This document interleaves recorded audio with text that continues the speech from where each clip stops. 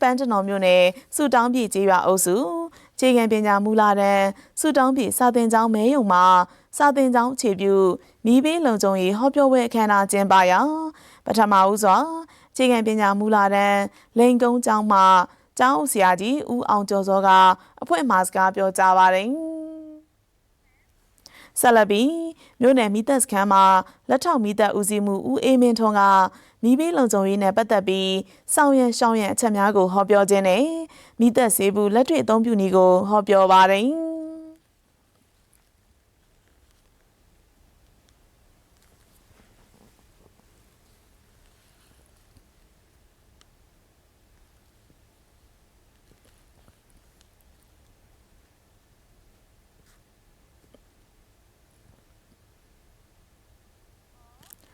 ဆက်လက်ပြီးအခြေခံပညာမူလာတန်းကတောက်ဆက်ကျောင်းမှာကျောင်းဆရာကြီးဦးမြင့်လင်းက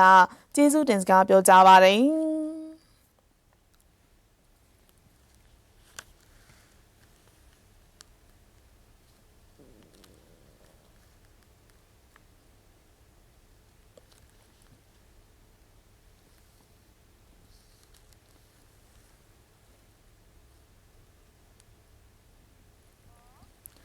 ဆက်လက်ပြီး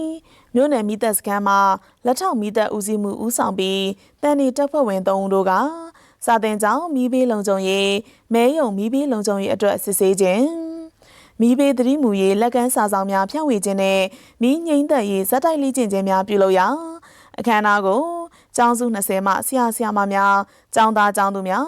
အင်အား190ဦးခန့်တက်ရောက်ကြပါတယ်